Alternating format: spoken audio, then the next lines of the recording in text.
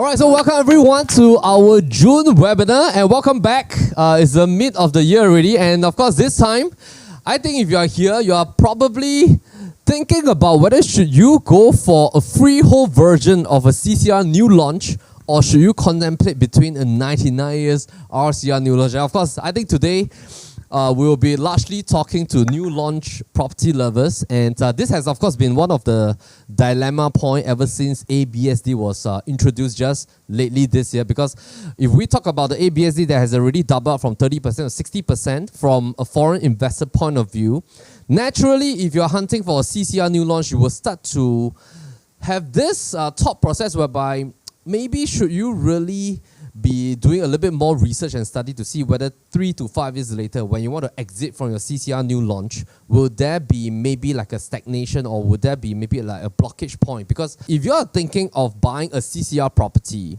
your exit strategy is equally important to your entry point. And a lot of you might be thinking, are largely CCR properties being owned and always invested by foreign buyers? Are there actually Singaporean buyers that are interested in CCR property? What is the breakdown and what is the demographics differences? Will this introduction of ABSD also reduce the amount of demand of CCR homes in the next 3 to 5 years? Secondly, RCR prices has sort of like caught up with CCR new launch pricing. Does it then make sense? Should I go for a 99 RCR? Or should I actually take advantage of this season to go into CCR freehold new launches? So these are some of the things that we want to discuss today, because I think maybe 2023, even with the introduction of ABSD, there could be an opportunity point to look at from different perspectives. And of course, for today's whole context, I think I'm going to leave probably 80% of the webinar to Rong, who has worked very closely with our research team and came out with the latest research to share with all of us in June 2023 this year. Quick introduction, if this is your first time joining our Property Lim Brothers webinar, my name is Melvin Lim. I'm the CEO and co-founder of Property Lim Brothers Group. I co-founded, and of course now I'm operationally running both companies, PRB Media as well as PRB Realty. Rong is our senior investment consultant with PRB Realty. And of course, three things that we're covering today. We're going to look at the performance of past CCR and RCR new launch. We're going to look at ABSD impact, doubling out of 30% to 60%. And from now on, where are foreigners buying in future, possibly? And of course, in the last 12 months, where have foreigners been buying that has resulted in this doubling out of ABSD? Last but not least is to come back to the main anchor point of the webinar. We want everybody, of course, hopefully, that we can value it to you, that after this 1 hour session, you have more clarity on whether, based on your season and your current financial portfolio investment journey, should you go for RCR new launch or should you go for a CCR new launch? And a quick disclaimer, all our webinars are based on educational perspective, and of course a lot of research are based on our in-house research team as well as our own experience and opinion. Do of course consult your own investment consultant if you have any further questions, and take note that our sharing of course is hopefully to value add to you in your property investment journey. A quick shout out to our landed convention that has happened 3 weeks back on 20th May 2023. Thank you if you have came by for the landed convention. If you have bought a ticket, we have 400 participants that has came for the Pan Pacific event, and of course we're very thankful to our in-house team, our event partner, and of course our media partner with HProp, our music partner is Steinway, and of course our developers and our sponsors that has also taken part in this event. And of course we had so many different segments because firstly we talk about the market trending for landed homes, and we talk about what is going to happen in the next 6 to 12 months based on our research. Plus, we have showcased close to about 100 landed properties to all our audiences that have came by from 11 to 6 p.m. And I think a lot of them, and yourself also stayed throughout close to 4 to 6 hours with us, enjoying red wine gourmet food as well as all the different topics that we chatted about. We had the panelist segment with builders, we have panelist segment with architects, we have panelist segment with developers, myself, Rong, and of course George also done a Q&A segment. But most importantly, we also have our own clients that has came up to share with the 400 participants on their home buying journey as well as their home selling journey with us. And we're very thankful for the participation. And I think most importantly, everybody walk away with key learning values, and of course, to be able to see so many different brand new landed homes for sale. I think that was such a fun event together with all of you together. Before I hand over to Rong, who is going to bring you through the main content proper, a quick glimpse of our latest video, because this will be very, I think, interesting for you if this is your first time knowing Property Lim Brothers. So let's have a look at the video. Hit it! That's what I'm talking about. Wait! Okay, now, from the beginning. Hit it, boys. Great glass panel sliding doors. Oh my goodness, look at that. What are you talking about?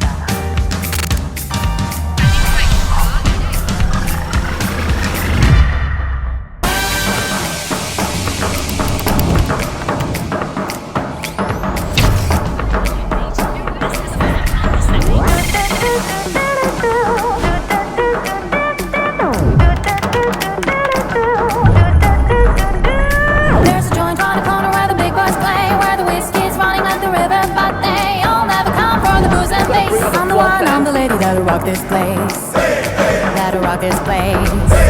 That'll rock this place. Rock this place.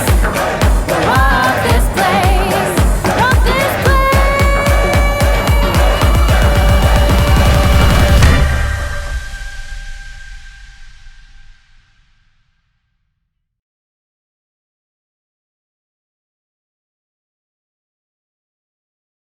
So of course, before we start, we'd like to just quickly answer why do Singaporeans like new launches?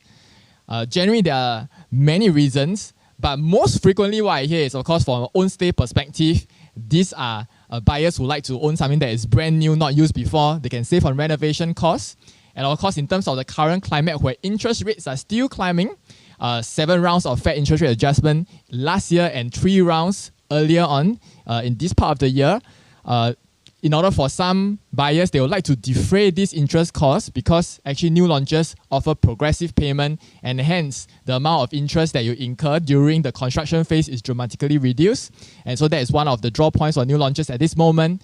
And of course, for investors, sometimes they always pose this question and say that I would prefer not to buy and allow the first owners to actually make a huge profit margin. So I find that is a little bit risky on my side. I'm not sure whether is there going to be much more potential to go and get a resale property. So these are generally the mindsets of investors or own stay buyers who actually prefer to go into new launch market. So today the question that we want to answer is more on if we are looking in the new launch market, should I be owning a core central region new launch or a rest of central region new launch? Which one will offer you an easier exit in 3 to 5 years time, and which one could actually potentially give you more profitability? So quick reference before we continue, what is core central region, what is rest of central region?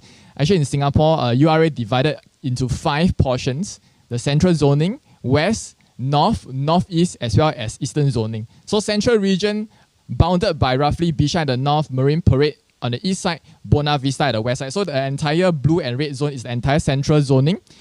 In the central zoning itself, we further divide into a core central region, which is your District 9 and 10, the prime areas where your Orchard, River Valley, they are located. We also have the downtown core where your CBD is inclusive of Sentosa. These are those highlighted in red. We will call them core central region.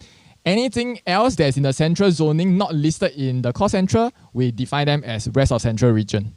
So I think from the last 1 year onwards, you probably have heard and seen more articles like this one, where they mentioned that there is a great potential for core central region properties to perform.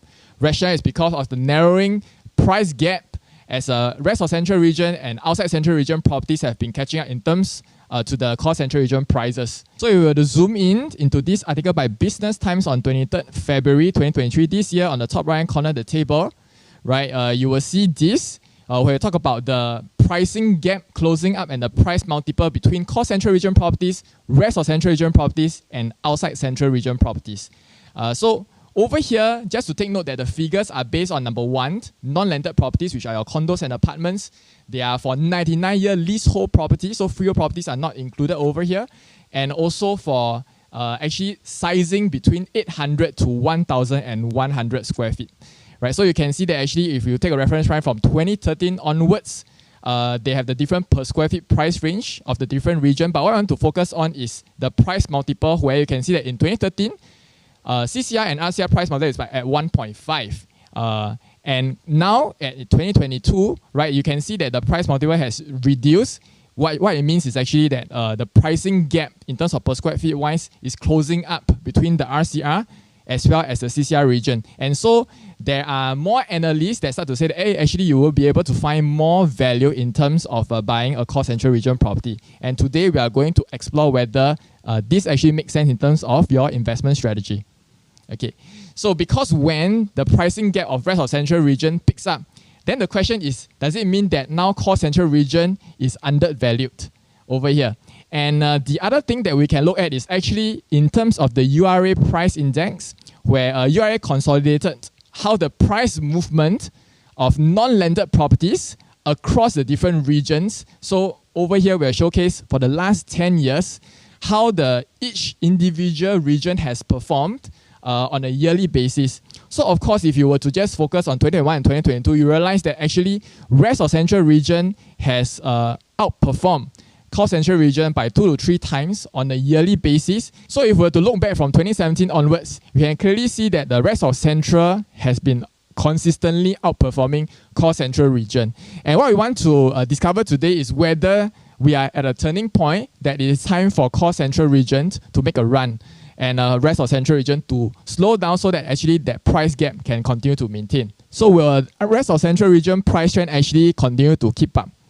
And in order to answer that better, let's look at a little bit deeper on the performance of past core central region as well as rest of central region new launches performance.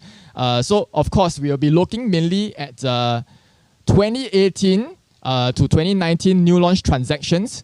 Rationale is because based on the purchase year of 2018 and 2019, it is very likely that first owners will have been able to start selling these properties at a good profit margin if it's the correct property purchase because they have cleared the 3-year seller stamp duty. Before I continue, if you stay on to the end of this webinar, you'll be able to get all this data in a PDF pack that we will send to you by scanning a QR code so that you can actually review it at your own time. But for today's context, we are ranking number 1 over here, 2018 new launches that have launched either in the core central region or rest of central region. And you can see from the tenure perspective, we have included either all the freehold properties as well as the leasehold 99-year properties. Right. So this also allow us to sort of like determine whether do we actually need to buy into a freehold property to have better gain. Okay, so if you do have any questions today, feel free to key in the FAQ segment. For some questions that are more personalized, it will be helpful that you give more background information. And of course, some of these questions based on the past awareness that we've been running, we observe that actually these questions are better answered in a consult session because we are missing a lot of background info in terms of investment goals, your financial position, what is your overall portfolio to actually give you the best kind of advice, because we believe that there is no one-size-fits-all kind of answer, especially when it comes to your own real estate investment. We have to customize it to your financial position, your own risk appetite, as well as your goals and needs. So for this chart that we're looking at, basically we are trying to figure out in the 2018 launches, which projects actually has outperformed its peers. So that's why we have tracked what is the annual percentage change in terms of the average PSL of these new launches in 2018. So you can see that we have included tenures of both freehold properties as well as leasehold properties. And the launch quarter basically shows you in 2018 which quarter was it launched. Launch PSL basically what it means is in that quarter that the project is launched, what is the average PSL that has been transacted. And when you see 2019 PSF to the 2022 PSF, what you are seeing is actually the average transacted PSF in that particular year. So for example, 2019 PSF, you're looking at the average transaction in 2019. But in that quarter, that is the same as the launch quarter. So for example, in 2019 PSF, you will be that 3564 is actually Q1 2019 transaction because New Futura was launched in Q1. But if you look at Jadescape, for example, which launched in Q3 in 2018, then when you see the 2019 PSF figure, we are talking about that Q3 transacted average PSF. So with that yearly transacted PSF, we are then able to see what is that annual gain in terms of the PSF growth after 1 year, also in year 2, year 3, and year 4. But what's most important for this discussion is that we have actually averaged out all the annual gain for the last 4 years, and we have sorted this list based on the best performer in terms of our average annual gain in terms of percentage wise. Let's proceed and let's start off with New Futura first. So you can see that actually in New Futura, over here 2018, it ranks as the sort of like the highest average annual gain of 7.2%. Average annual gain can be contributed by multiple factors. Number one, it could be because the developers has adjusted and increased pricing while the units are being sold, and hence it has led to an increase in PSF that was transacted in the later part of the year. Second is also, it could be because that if let's say this is more like a high-rise building, or there are certain stacks or facings that are more premium, the developers decide to sell them later on, or usually because it is at a premium PSF, most of these units will start moving after the lower price PSF units have moved, and hence it resulted in and looks like that the project PSF performance has went up. And lastly, which is the most important, is we want to see whether the PSF increase is contributed by actual transactions that are done in the resale secondary market, meaning that aside from developers adjusting prices, did the open market and the resale market actually accept the new pricing benchmark and actually continue to transact even higher? Okay, so let's look at New Futura. So you can see that over here, we want to just zoom in and quickly see, since launch until today, how many profitable transactions or unprofitable transactions are there in that development. Okay, so how do we define profitability? Basically, this is just kind of like gross profit kind of margin. We are just taking selling price minus purchase price. So for owners who have bought but hasn't transacted, it will not be considered profitable transactions because we are only looking at actual profits that are being taken out from the market. So you can see for New Futura, of course, we have sorted this out based on highest profit margin. So important, after about 5 years, New Futura, we have 6 profitable transactions, and highest being over like a 3 over million kind of profit margin. This seller actually bought around like 9.13 million and eventually managed to sell off at close to 12.5 million, resulting in that 3.36 million of profit margin. So of course, we want to know that, based on observation, core central region properties that have performed extremely well, what we observe is number one, they are larger floor plate units. So in this case, we are talking about a 2691 square feet unit, and they are usually more like luxury condo developments with sitting on like a bigger land size.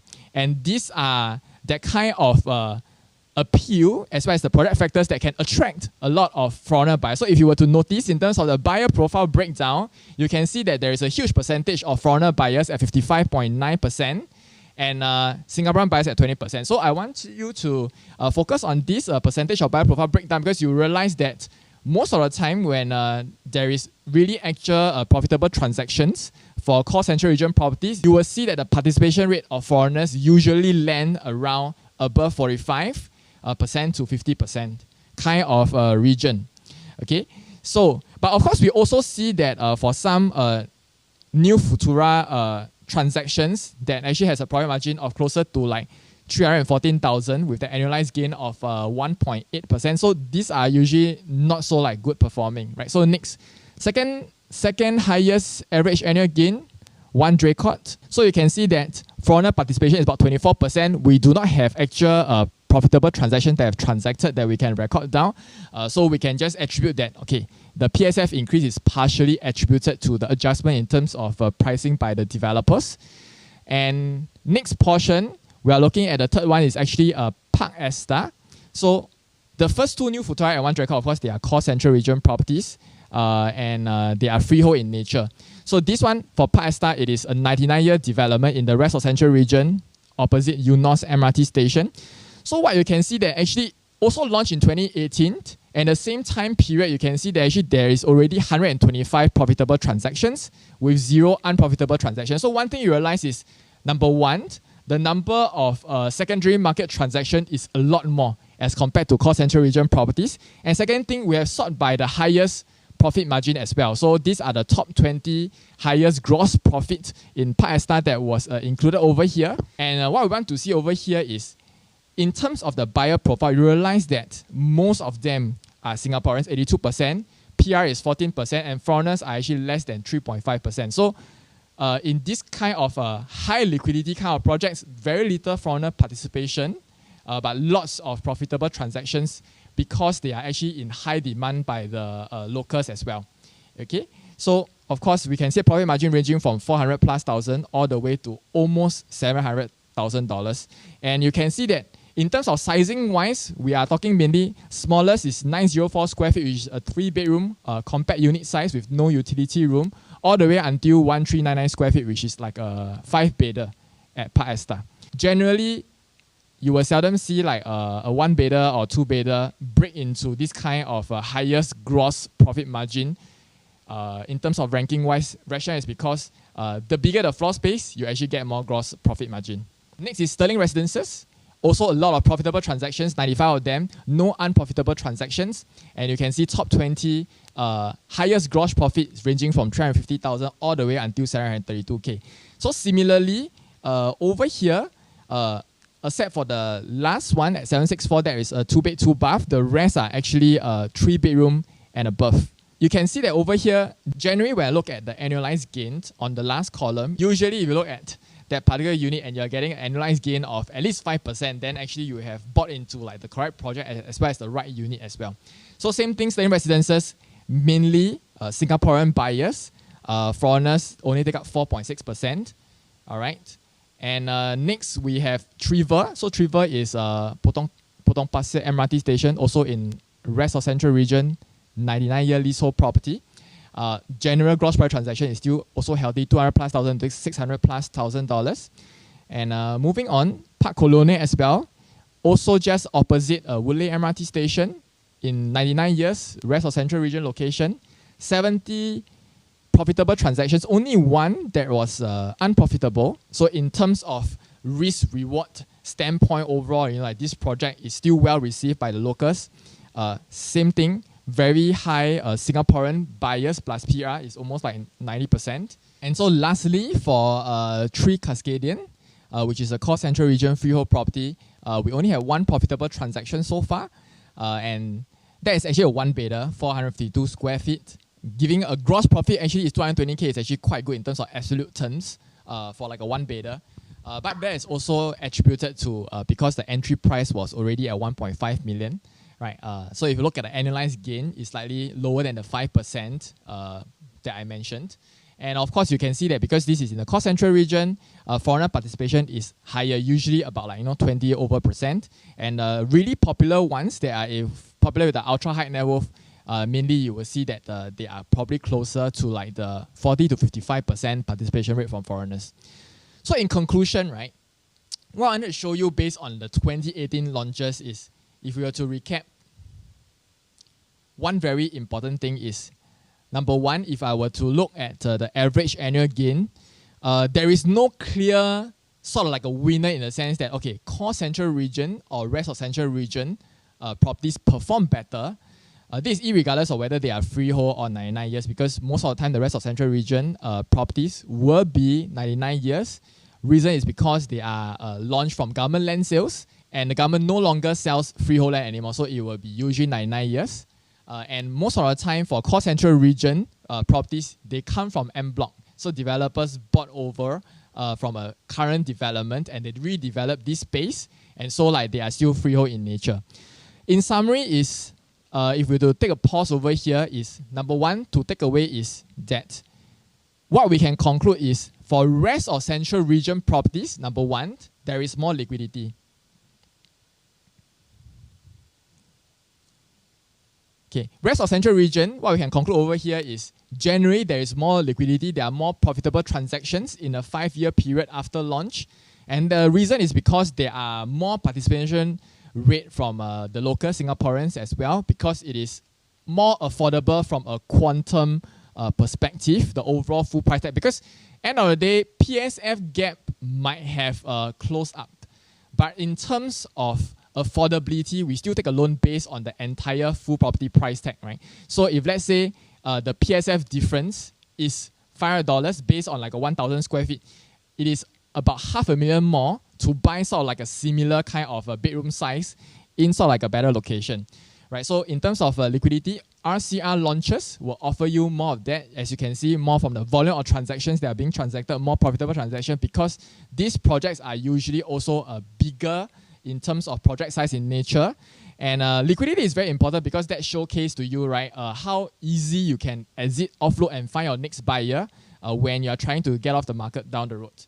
And so if we were to dive deeper, you can also see that, for example, New Futura, over at the transactions that we saw, the highest sort of like annualized gain is at 6.4%.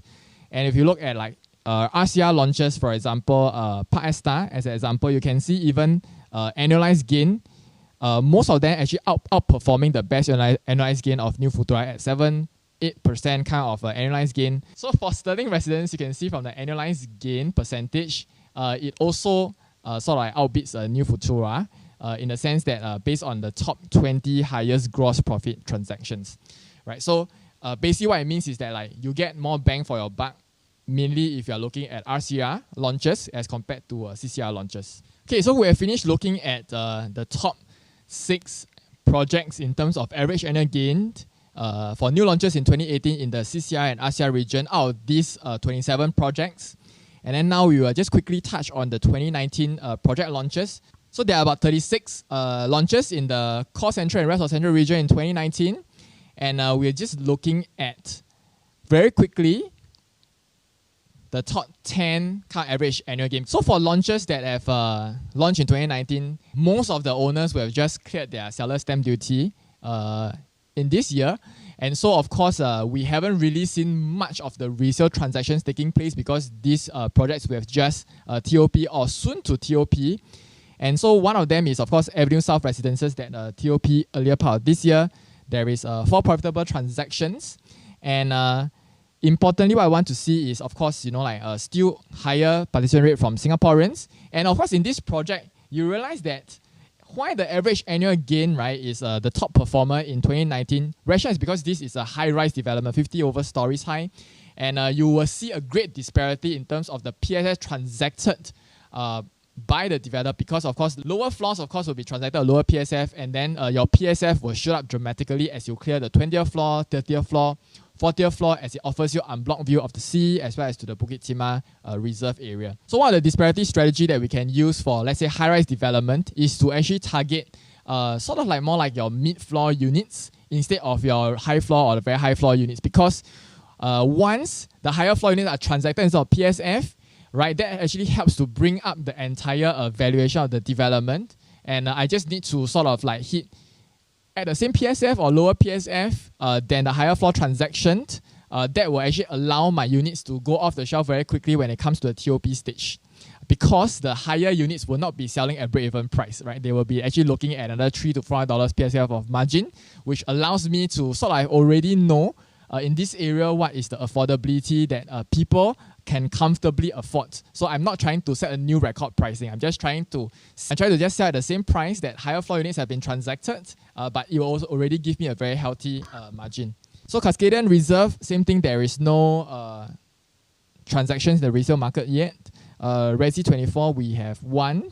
So annualized gain for that specific unit, 2.8%. So not too interesting. Juniper Hill, there is no additional transactions at the moment. Of course, this is a freehold in core central region. And that's why usually when you see it is a core central region, usually you will see that more foreigners in terms of percentage in the project in terms of participation. Boulevard 88. So you have a foreigner participation level close to about 49%. You realize that this is quite profitable for the 4 transactions that have taken place, all above $2.8 million, and you can see the annualized gain is super healthy. Like I mentioned, this is very similar to just now the New Futura example that I mentioned. Luxury development, good land size, good unit area, these are what will attract, like your ultra high-net-worth foreigners when they want to own something in Singapore for their own use. So in the rest of the transactions, new launches that have taken place in 2020, 2021, 2022, we can all put this in a PDF pack for you. When you stay at the end to the session, you can scan the QR code to download this and you can take a look at your own timing. Because we are not going through that rationale is because they have not cleared seller stamp duty. That's why we wouldn't have usually see any secondary transaction in the resale market. In the second part of this webinar, we want to talk more about how has the recent additional buyer stamp duty impact and where are foreigners buying in today. So of course, in 26th of April, 2023, close to midnight, government has further raised all the ABSD rates. And general impact will be on the foreigners, where there is a doubling up effect for foreign buyers, 30 to 60%, for companies from 35% to 65%. So most of the time, people who buy using a company structure, they are probably family offices that are being set up. So we see a lot more foreign participation in the sense that they create like a family office entity to own these properties.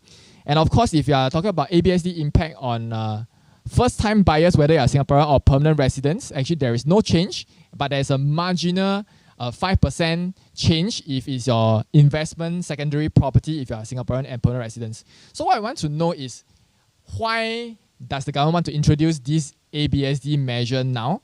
And this generally from what we believe in PLB is because of the additional interest after the pandemic situation, how more investors are interested to set up family offices in Singapore as a form of wealth preservation.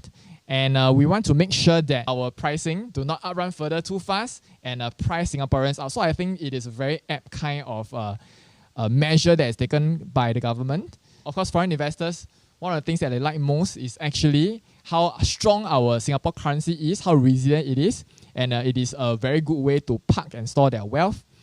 And of course, from a bubble index standpoint, in terms of study by UBS, we still rank in a very fair value kind of context as compared to other major cities in the world. So that is also why it makes Singapore a safe haven in the sense of like storage of wealth. So very quick one, history and impact of ABSD. We have total 15 rounds of cooling measures so far since we started off. And you can see that based on the cooling measures, a lot of times when it was first implemented in 2009, right? The yellow one is actually the landed price index. The red one is your non-landed price index, which is your condo and apartments. And the blue one is actually your HDB price index. So you can see that generally, even with cooling measures, prices are still on the uptrend. You will see that there is a sort of like a pullback in 2013. That was because of the implementation of total debt servicing ratio, where we actually eradicated a lot of speculators. And because of the lowered demand, the entire residential real estate space in Singapore has to reach a new equilibrium pricing for the new volume of buyers that can actually buy and hold on to this property. And hence, that's why you can see that in the next 4 years after 2013, every year there's a slight pullback in terms of pricing to reach this new equilibrium. Right, 5 ABSD rounds, this is not the first time. But what is consistent is all additional buyer stamp duty has always been to mute investment demand, and that is to protect first-time buyers, Singapore citizens and permanent residents, so that they can still continue to upgrade into the private property segment. I think that is very, very good move from the government to constantly ensure that the upgrading route is still possible. And we have been trying to cap a lot of, you can see in terms of foreign and corporate entities. So that is where we want to make sure that we don't want our prices to be hugely inflated when liquidity is widespread, in the globally funds flow in, push our pricing.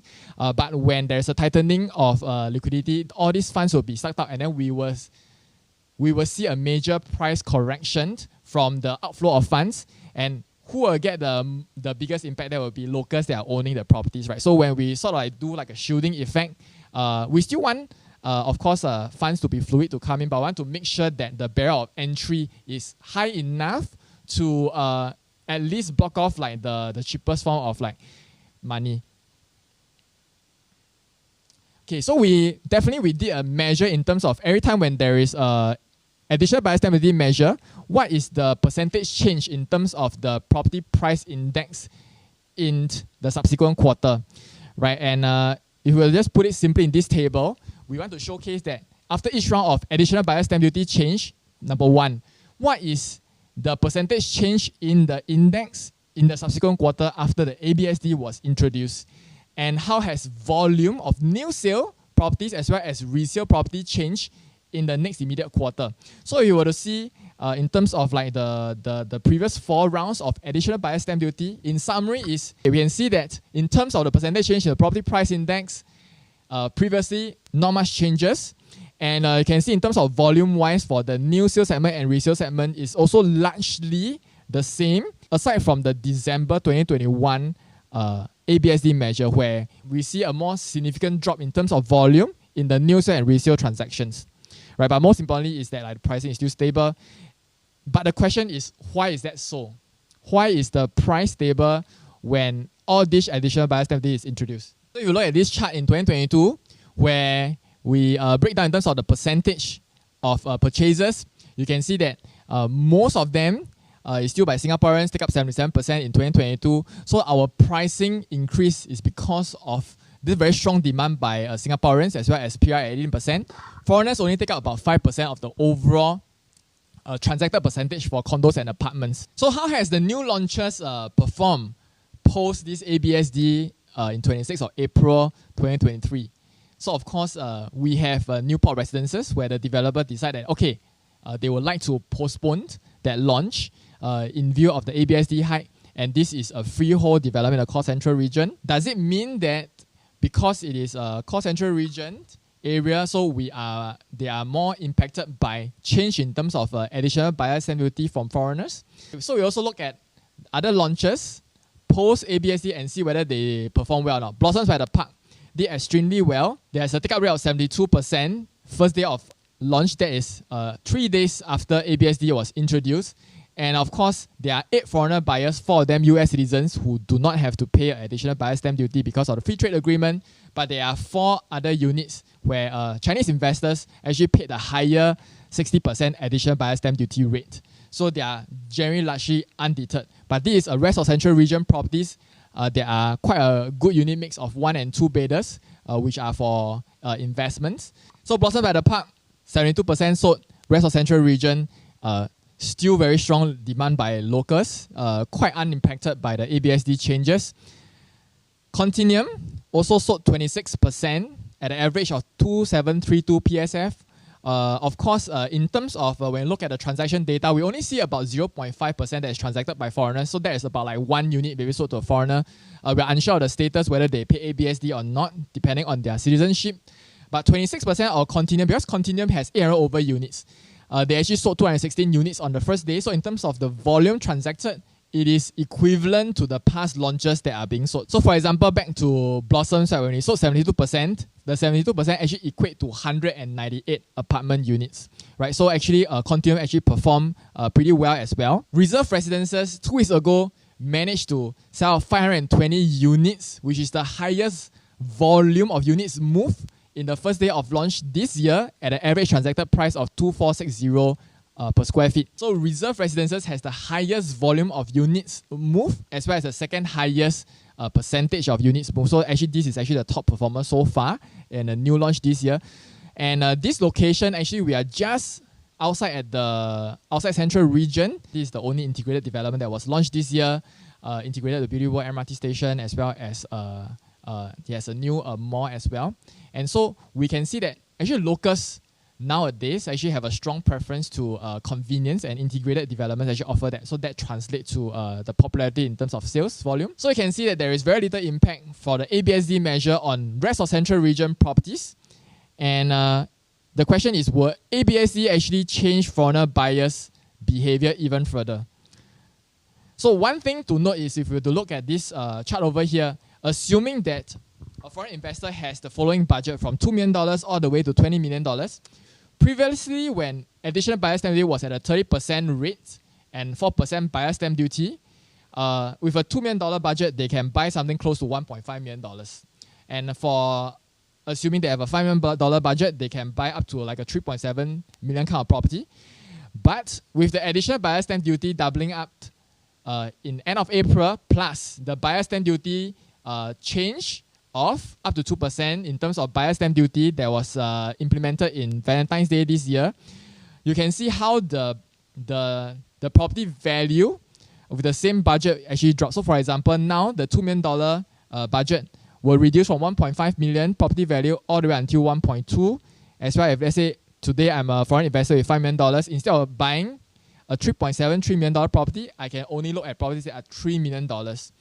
And so you can see that even though in terms of percentage-wise, it reduces affordability across the board similarly at about 18%, but we see that actually because of the drop in terms of property value, we will see that actually there will be more foreigner participation in the rest of Central region as well as the outside Central region in order for them to continue to purchase something without increasing the amount of money that they need to come up with. So lastly, we want to take a look at where foreigners have been buying.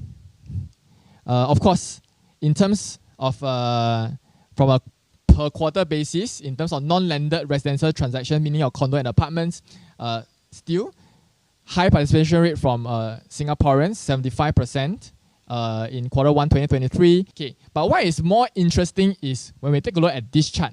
So this is the chart for the last 2 years. So you can see in terms of foreigners, what region are they buying? Are they buying more of outside Central region, core Central region, or rest of Central region? And are they buying more new sale or are they buying more resale properties? So before the ABSD change was implemented in April, actually we start to see more foreigners coming into the core Central region, whether is it in the new launch market or whether is it in the resale market. We also see that actually foreigners, at least in the first quarter of this year, they are more interested in new launches as compared to resale property in terms of percentage-wise.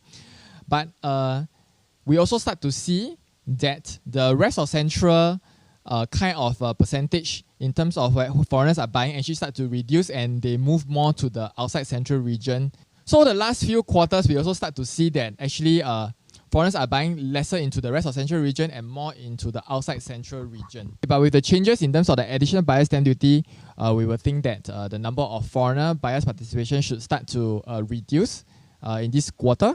And of course, if they were to continue to purchase, they might likely shift their sights more towards the rest of Central region or the outside Central region properties in terms of percentage-wise. So to the final segment, we want to answer the question of should I own a new launch core Central region property or a new launch rest of Central property in 2023. So in 2023, we have 47 new launches and these are sort of like the price range of the new launches in the different regions. Right, so of course you can see that we have further broken it down into number one, in the different regions, what is the project development size? And one important observation, actually this year, even though it seems like we have a lot of new launches, most of them are developments that are 300 units or lesser.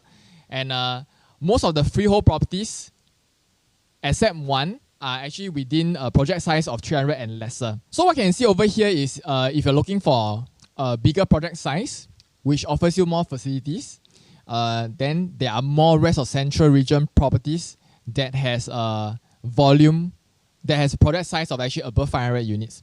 And why volume is important? Because usually, if you were to look back at just now the case like that we mentioned, when we mentioned Park Star, Sterling Residences, Trevor, Park Colonia, they are around 700 plus units all the way until 1,000 plus units. And this actually gives rise to faster liquidity and more volume of transactions, helping you bring up the valuation quicker. So we have also tabulated the estimated launch price of all the launches in 2023, and how we use this basically we base on the land price that the developer has paid for, as well as an estimate of the construction cost, marketing cost that they will incur in the selling of the property, plus another 20% in terms of profit margin to determine what is their estimated launch price. So when you come to the consult session, we are able to share with you this table as well to help you make a more informed decision. So actually in conclusion, if we're talking about like a broad stroke kind of advice, general advice, then I would say that maybe it will be safer to look at a new launch RCR development over a new launch core Central region development. Rationale is because number one, RCR properties give you higher liquidity.